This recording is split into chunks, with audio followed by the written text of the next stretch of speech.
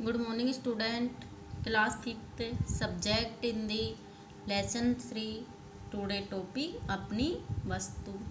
ये अपनी वस्तु में क्या बताया गया, एक समरी के रूप में मैं आपको स्टोरी बताती हूँ। दो भाई होते हैं, वे दोनों आपस में भूमि के ऊपर झगड़ते हैं। दोनों इतने तेज झगड़ते हैं, एक दूसरे के प्राण देने के लिए उतारू हो जाते। तब दोनों झगड़ते रहते हैं तो उसी पास वाले रास्ते से एक महात्मा जाते रहते हैं। महात्मा उनको देखते हैं, महात्मा सोचते हैं ये दोनों तो अपने प्राण देने के लिए उतारू हो रहे हैं, तो मैं इनका कुछ गुस्सा कम कर सकता हूँ और इनकी जो लड़ाई है उसको भी मैं समझा सकता हूँ। महात्मा जी उनसे उनके पास गए तो महात्मा जी ने पूछा, भाई तुम दोनों क्यों झगड़ रहे हो? उन्होंने कहा कि ये भूमि पर मेरा अधिकार है। ऐसे ही दूसरा वाला भी कह रहा है ये भूमि पर मेरा अधिकार है। दोनों भूमि को लेकर बहुत तेज झगड़ रहे थे।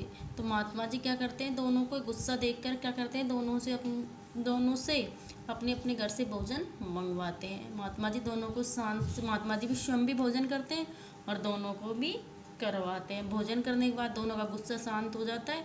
तब महात्मा जी समझाते हैं ये ज़मीन किसी की भी नहीं है, न तो तुम्हारी है न मेरी है। ये ज़मीन किसी की भी नहीं है, इसका कोई भी मालिक नहीं है। मतलब कौन उनको समझाता है, फिर उनकी समझ में आ जाती है और वो महात्मा जी के चरणों में गिर पड़ते हैं और उसके बाद दोनों कभी नहीं लड़ते हैं। ओके, देखो एक महात्मा जी कहीं जा रहे थे। मार्ग में उन्होंने एक स्थान पर दो व्यक्तियों को ऊंची आवाज़ में बोलते सुना। मार्ग में एक स्थान पर दो व्यक्तियों को ऊंची आवाज़ में बोलता सुना, मतलब बहुत तेज आवाज़ में बोल रहे थे। दोनों के हाथों में लठ लिए एक दूसरे के प्राण लेने के लिए उद्यत दिखाई देते थे। मतलब उद्यत का मतलब तैयार, मतलब एक दूसरे के प्राण लेने के लिए तैयार दिखाई देते थे। एक कहता था कि यह भूमि मेरी है, मैं इसका स्वामी हूँ, जबकि दूसरा उस भूमि को अपनी बतला रहा था। उस भूमि पर अपना अपना स्वामित्व जताने के लिए दोनों ही क्रोध से लाल पीले हो रहे थे और अपने अपने पक्ष में दलीलें दे रहे थे। दलीलें का मतलब होता है तर्क। अपने अपने पक्ष में तर्क दे रहे थे, मतलब आपस में भूमि के लिए लड़ रहे थे ना। वो तो कहता रहा मेरा है और दूसरा कह रहा था मेरी है। ओके,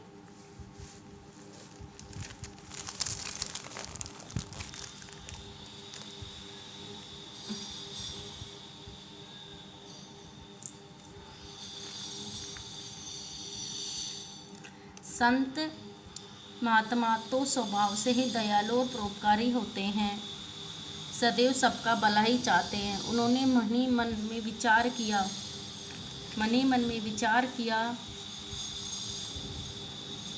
किया कि ये दोनों लड़ाई झगड़ा करके व्यर्थ में ही अपने प्राण गंवाने पर तुले हुए हैं। अतएव इन्हें समझा बुझाकर शांत करने और इनका आपस में समझौता कराने का प्रयास करना चाहिए।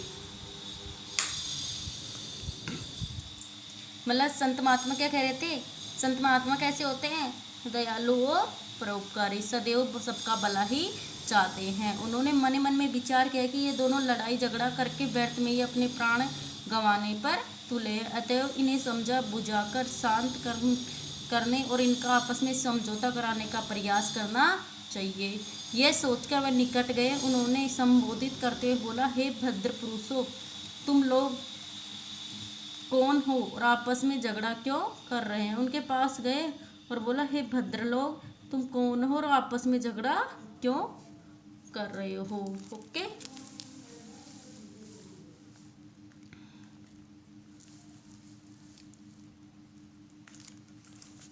महात्मा जी को देखकर उनमें से एक व्यक्ति बोला, महात्मन, हम दोनों भाई हैं। एक व्यक्ति देखकर बोलता है कि हम दोनों भाई हैं।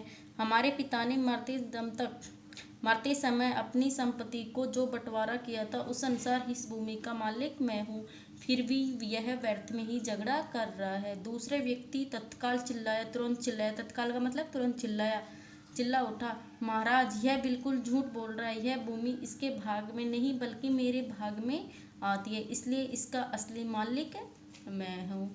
यह झूठ मूठ ही इसे अपनी बतलाकर मुझे डरा धमकाकर इसे हड़पना चाहता है। ओके।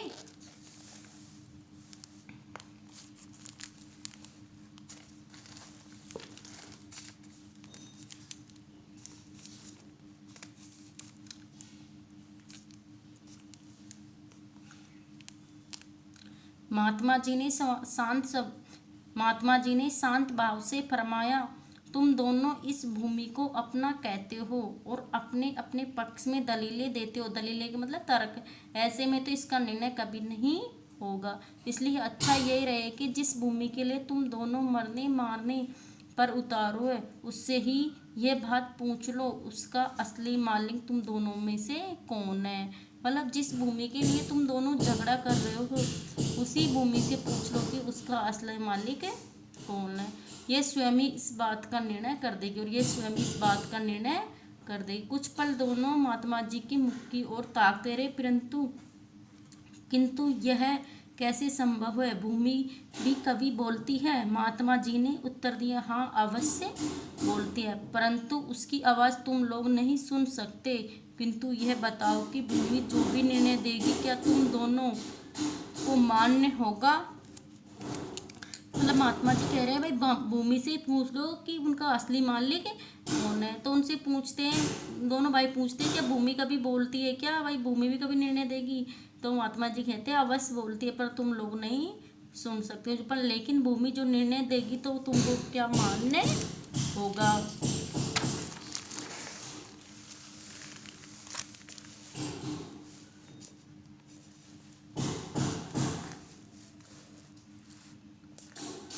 दोनों भाई इस बात पर राजी हो गए। तब महात्मा जी बोले, मुझे बहुत जोरों से भूख लगी है, पहले मुझे भोजन कराओ। वे बोले भूमि का निर्णय हो जाए, फिर आपको डटकर खाना खिलाएंगे। महात्मा जी बोले, भूमि का निर्णय तो हो ही जाएगा, वह कहीं भागे थोड़ी जा रही है। पहले भोजन हो जाए ताकि मन मस्तिष्क कुछ ठिकाने आए, और इसलिए तुम दोनों अपने घर से भोजन ले आओ, तब तक हम यहीं बैठते हैं। यह कहकर महात्मा जी पेड़ की छाया में बैठ गए। महात्मा जी क्या कहते हैं कि पहले उनसे क्या मंगाते हैं? भोजन। महात्मा जी भोजन क्यों मंगाते हैं? ताकि दोनों का गुस्सा शांत हो जाए। ओके।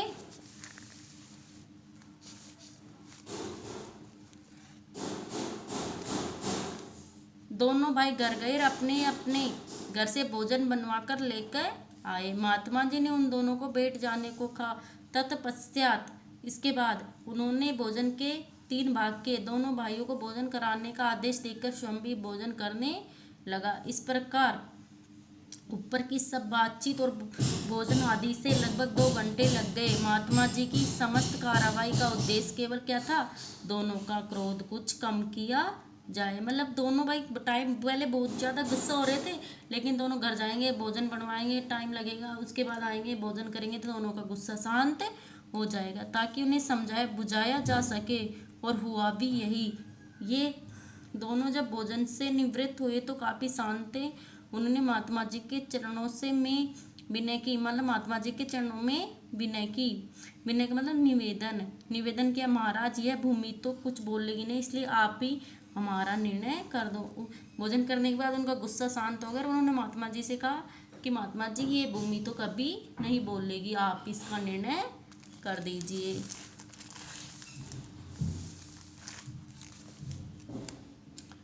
महात्मा जी ने कहा, हम इस भूमि से पूछकर इसका निर्णय करते हैं। यह कहकर उन्होंने अपना कान भूमि के लगाया और मानो कि कुछ सुनने का प्रयत्न कर रहे हैं। कुछ देर तक वे भूमि के साथ कान लगाए रहे, फिर सीधे बैठ गए और गंभीर वाणी में बोले, यह भूमि तो कुछ और ही कह रही है।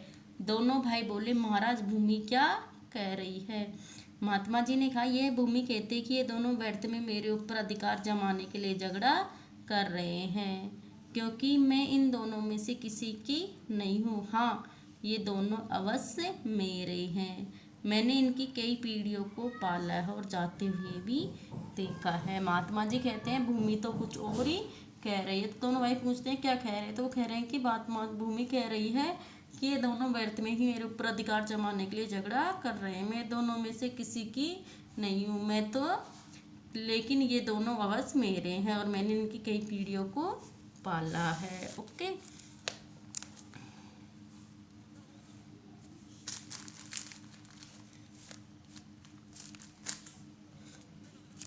महात्मा जी की बात सुनकर दोनों भाई बड़े लज्जित हुए, मतलब शर्मा गए और महात्मा जी के चरणों में गिर पड़े।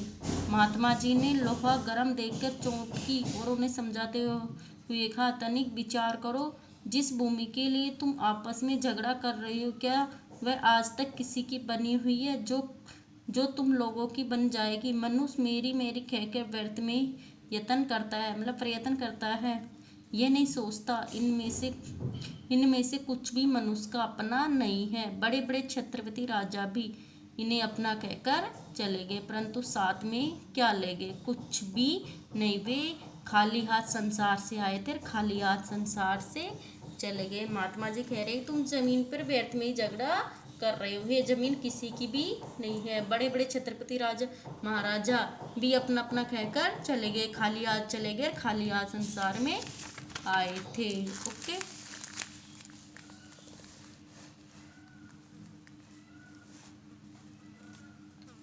तुम लोग भी भूमि की इस छोटे से टुकड़े के लिए झगड़ा करके अपने अनमोल जीवन को, अनमोल का मतलब जिसका मूल्य का कोई अंत नहीं हो, जीवन को नष्ट करने पर क्यों तुले हुए हो? यह भूमि न तुम्हारी है, न तुम्हारी बनेगी। भूमि ही क्या, संसार के जितने भी पदार्थ है, धन संपत्ति है, मकान आदि है, इनमें से कुछ भी तुम्हारा नहीं है। तुम्हारी अपनी वस्तु तो केवल बस जन्म, व्यक्ति और तुम्हारे अच्छे कर्म है, जो लोक परलोक के संग की साथी है। से सब कुछ तो यही रह जाता है। अतः आपस में लड़ने झगड़ने और मनुष्य जन्म के मूल्यवान समय को व्यर्थ नष्ट करने की अपेक्षा जीवन के अच्छे कर्मों, नाम सुमिकरण में लगाओ, ताकि तुम्हारा लोक परलोक संवर जाए। दोनों महात्मा जी के चरणों में गिरकर अपनी भूल के लिए क्षमा मांगी। उस दिन से सबके साथ प्रेम का व्यवहार करते हुए, अपने समय के भजन भक्ति में लगाते हुए अपना जन्म सफल करने लगे। ओके, इस लेसन को आपको रीड करना है ओनली। Thank you.